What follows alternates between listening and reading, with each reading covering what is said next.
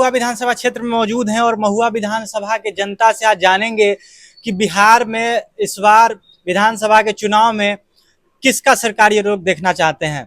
Uncle जी, अब की बार किसकी सरकार? देखिए, वो तो लोग यहाँ खड़े होंगे, लोग उम्मीदवार खड़े होंगे, पार्टियां बीच में आएंगी। अभी तो समय है 3-4 महीना जी। उसके बाद ही अब एक आदमी इसके डिसीजन से कुछ होने वाला नहीं है। ऐसे प्रशांत जी बहुत अच्छे से लगे हुए हैं जी। इनका भी कार्यक्रम यहाँ चल रहा है जी। और इन्होंने पूरे बिहार को झकझोरने का काम किया है। सारे पार्टीज जो हैं, राजनीतिक दल जो हैं, अब इनका फॉलो करना चाह रहे हैं कि कैसे कैसे कर रहे हैं उस चीज़ को हम पहले कर लें। यही तो बात यहाँ पे। अच्छा, आप एक शिक्षक बैकग्राउंड से आते हैं, प्रशांत किशोर जी के विचारधारा में सबसे अच्छा आपको क्या लगता है? देखिए, सारे विचार उनके अच्छे हैं, लेकिन एक विचार से मैं इत्तेफाक नहीं रखता जी। वो शराबबंदी पर जो उनका विचार है कि इसको हम चालू करेंगे, मैं समझता हूँ कि वो उस पर उनको पुनर्विचार करना चाहिए जी। इसलिए कि ये जो कल्याण कुमार जी जो हैं, आपके जन स्वराज के जो नेता हैं जी, बहुत कर्मठ हैं। इनका जो गांव है गारा जी, उस विद्यालय में मुझे काम करने का मौका मिला जी। अगल बगल के कुछ पियक्कर लोग थे जो दिन में पी करके चले जाते थे जी, और गांव के लोग उनको पकड़ के ले जाते थे जी। कोई कानून उस समय नहीं था और जिससे वो डरते, और शिक्षक भी बहुत परेशान होते थे। मैं उस समय कोऑर्डिनेटर था, तो मुझे बुलाया जाता था, मैं वहाँ जाता था, और जो उन लोगों से भी मेरा परिचय था जो पीने वाले थे, उनको मैंने ये कर जोड़ करके मैं उसको विनती करके उनको बाहर करता था परिसर से जी। लेकिन जब से ये कानून बना और सख्ती से लागू हो रहा है, कम से कम दिन में इसका प्रभाव दिखता है जी। रात में जितना पी ले लो, घर में जितना पी ले लो, लेकिन सार्वजनिक रूप से चौक चौराहे पर हिम्मत नहीं कर पाते हैं कि हम धंधा प्रदर्शन कर पाए, स्कूल में पहुंच जाए, अब वो हिम्मत नहीं कर पाते हैं। तो कम से कम इतनी बात तो जरूर हुई है। बाराती वगैरह भी आप जाते होंगे तो पहले बहुत तूफान होता था, नाच में सब जगह पी पी करके लोग धंधा प्रदर्शन करते थे। आज उससे बचाव है जी। तो मैं चाहता हूं कि इस कानून को सख्ती से लागू किया जाए जी। थोड़ी सी मजबूरी है कि आपका जो बॉर्डर एरिया है वो खुला हुआ है, जहाँ शराब धड़ल्ले से बिक रहा है और वहीं शराब भी आता है।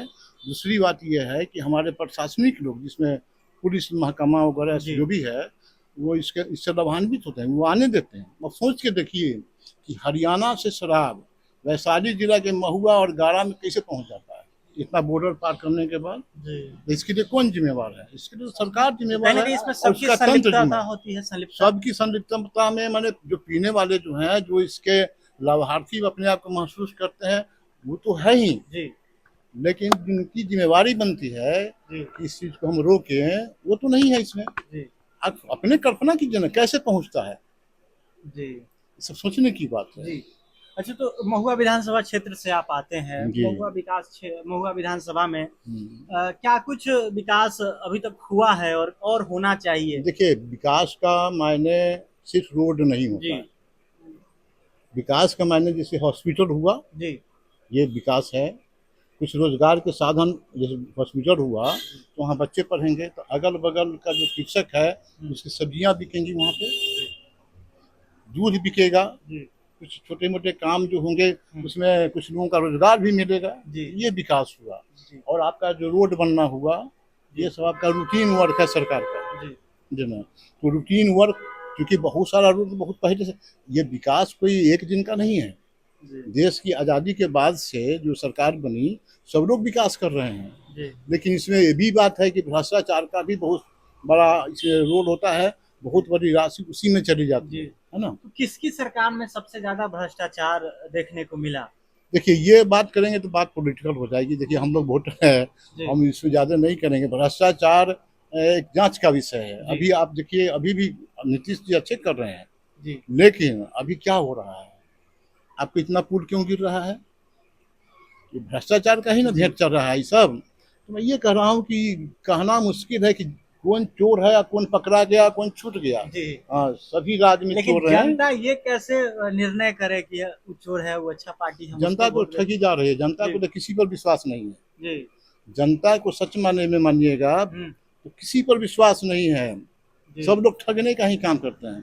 5 किलो अनाज है केंद्र सरकार की ओर से, क्या सबको मिलता है 5 किलो अनाज? आप तो पत्रकार हैं, आप बहुत सारे मैंने लोगों से बात किए होंगे, मिलता है? नहीं मिलता है। अच्छा, आप अपने समय में कुछ साल पहले शिक्षक थे।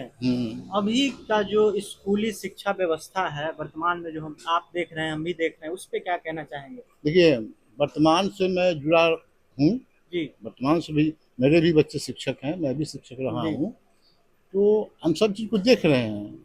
लेकिन आप सोच के देखिए जी कि जिस परिसर में 5वीं कक्षा तक की पढ़ाई होती थी, जी उसमें 8वीं तक हो गई। जी, अभी 8वीं कर दी गई है। परिसर उतना ही है, जी क्षेत्रफल उतना ही है, बढ़ाया नहीं गया है। जी और उसके बाद 10वीं तक की पढ़ाई शुरू हो गई, जी और उसके बाद इंटर की पढ़ाई शुरू हो गई। जी क्या उतना ही परिसर में सबको होना चाहिए? जी नहीं होना चाहिए।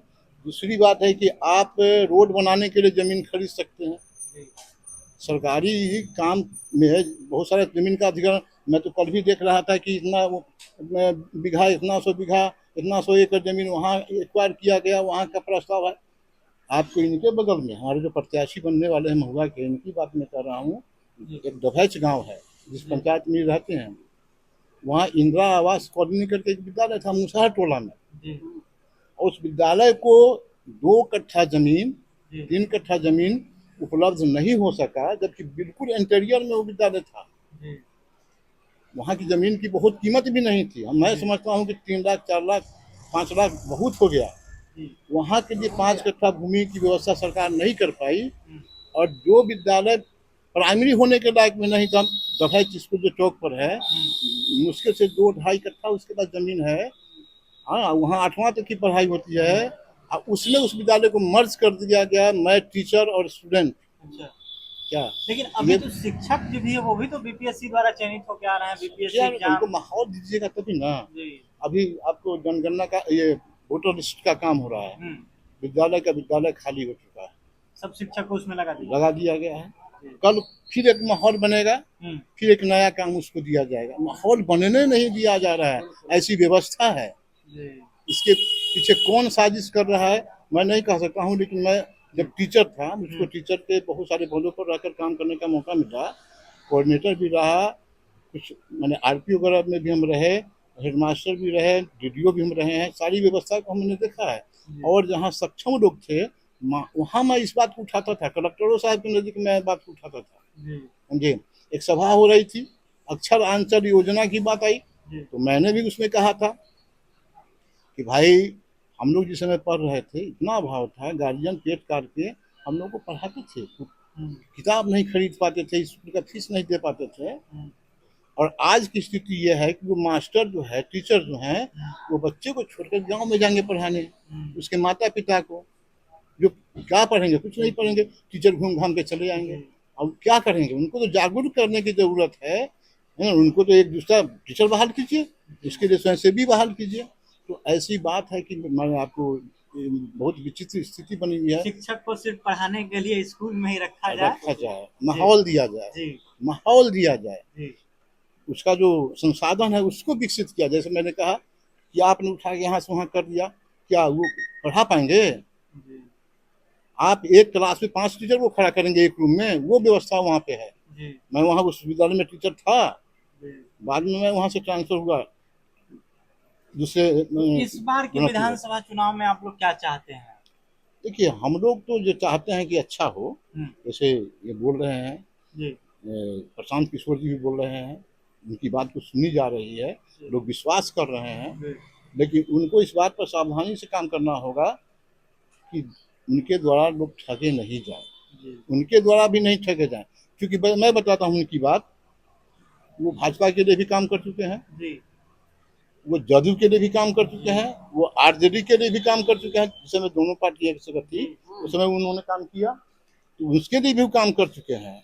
और ममता बनर्जी के लिए भी काम कर वो तो चुके कई हैं। नेताओं हाँ, के लिए काम उत्तर किए। प्रदेश में कांग्रेस के लिए भी काम कर चुके हैं, जी तो उनको तो सब पार्टी का अनुभव है। जी और एक टाइम उनको यही चीज कहीं ना कहीं से निगेटिविटी भी लाता है जी कि आप जब उस दल के साथ काम कर रहे थे तो क्या आपके अपने विचार कुछ नहीं थे?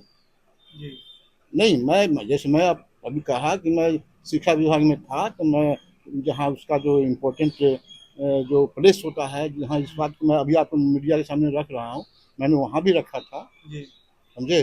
और उस समय भी कुछ चाटुकार शिक्षक जो होते थे हमारी बात को काट देते थे, बाद में वही चीज़ को सरकार करती थी।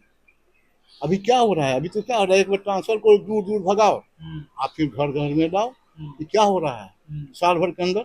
कोई स्थिर पॉलिसी शिक्षा विभाग में नहीं है सरकार की तरफ से।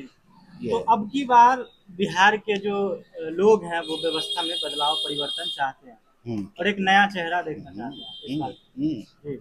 नया चेहरा चाहते हैं तो नौजवान है और नौजवान को चाहते हैं। जब महुआ विधानसभा से किसको देखना चाहेंगे आप? देखिए अभी तो उम्मीदवार आएंगे, अभी झूठ की बात मैं नहीं कहूँगा, आएंगे लोग परखेंगे। टिकट मिले हमारे नवीन जी इनके यह हमारे मित्र रहे हैं, मित्र के भाई हैं, बहुत कर्मठ है, मैं इनको बच्चे से जानता हूँ। ये आएंगे तो बहुत काम करेंगे।